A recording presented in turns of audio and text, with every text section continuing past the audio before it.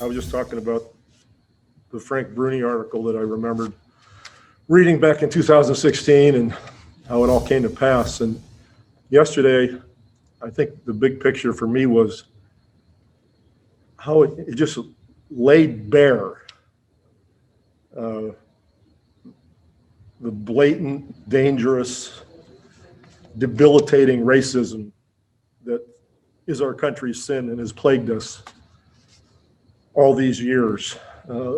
There can't be a better obvious example of a system that is not fair as far as justice and equal rights are concerned and protection of citizens. It was just right in your face, and anybody that can ignore that is a shameful individual, in my opinion. It's hard to deny that. And the second take was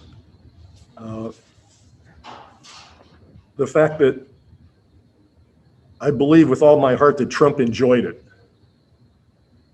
And they talked about the police and how easy it was and the barriers were pulled and they just walked right in.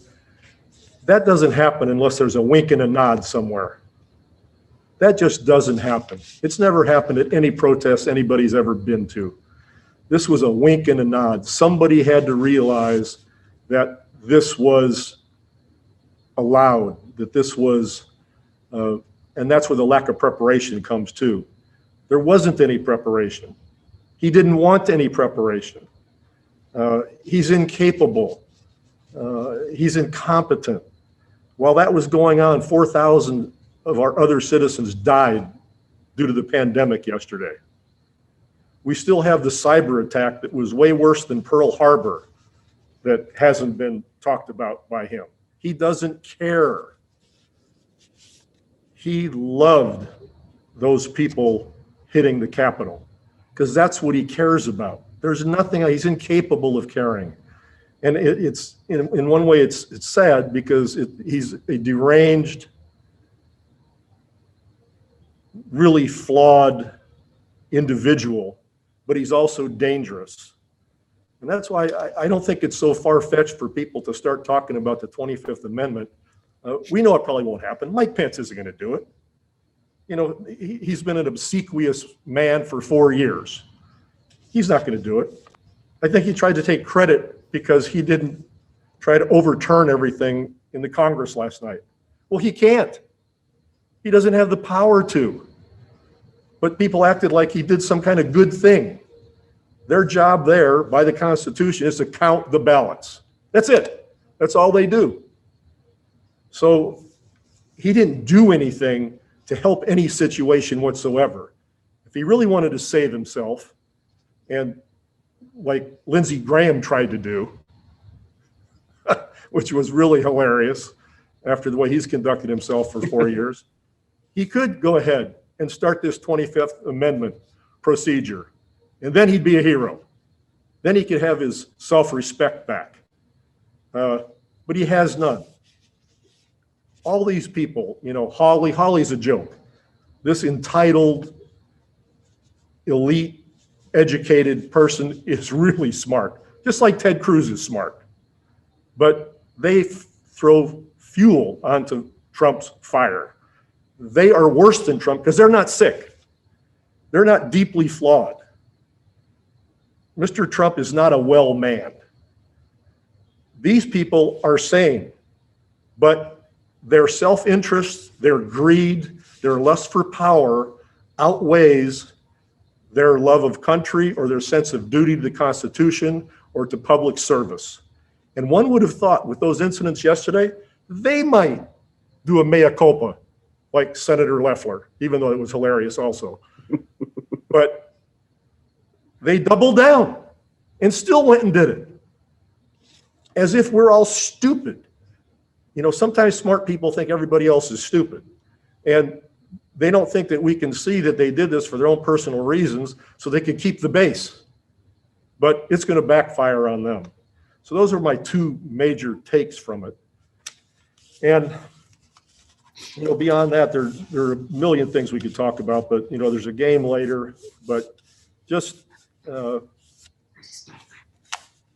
the sickness that this man has and the fact that it was the capital, it's our country. We're in a horrible position, and we could send a message to the world. We can send a message to our children, to our citizens, that what they saw yesterday wasn't really America. Although that was America. It happened here. That's who we are. But we don't want to be that. And Mike Pence can send a message. If he doesn't, I hope Nancy Pelosi follows through. Because even if it doesn't work, it's not the point. It'd be great if it did, but to send that message to the world that's laughing at us, I'm embarrassed to be an American and see people see what they saw yesterday.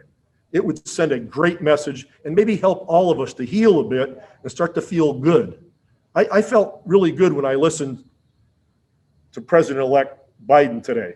I started to feel like I had a country and it was fair and there's some good things ahead.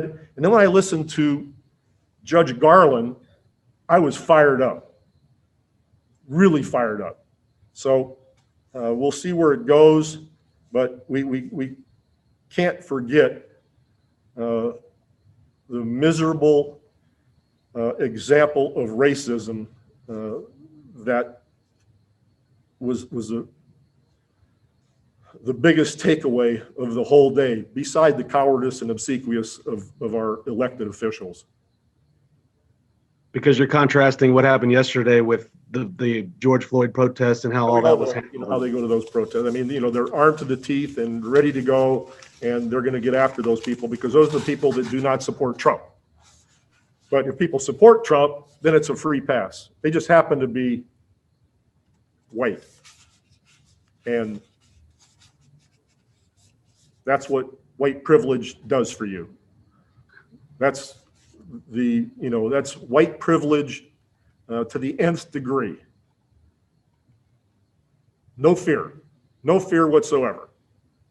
We've made this a priority in our relationships with our teams for the last couple of decades. So in that sense, it's nothing new. We've talked about living in a racist country for a long time, about how to be aware, how to handle it. And I actually, as a white person of privilege, I learned more from my black players on how they handle things, because they're the ones that have actually saved our country and helped to make it a country with the promises that were made long ago. So in the time of COVID, it's very difficult. We share books, and we share visitors who come in and talk to us about this sort of thing, talk amongst ourselves. But for instance, today, we didn't even have shoot around. We were quarantined in our rooms because we had one player and two staff members that had to, separate because of the NBA protocols. So it's difficult. Games end and you go back and get a little plastic dish of food. I'm not complaining. We have it very good, but you go back to your room and you eat your food. You don't eat with your team or your coaches or anything like that. So the camaraderie part of team sport and all that is kind of out the window. So it is difficult, but when we get opportunities, either at shoot around or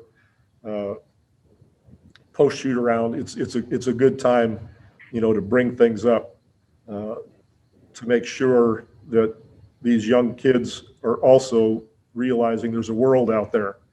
And the more they're made aware of how it works and what they're up against, and even giving them, the knowledge that it is getting better. When you have people like Stacey Abrams doing what she did in Georgia, that helps all of us, feel better about where we live and what we can be as we move on. And it goes on and on in that respect. So, being hopeful is just as important as pointing out all the flaws.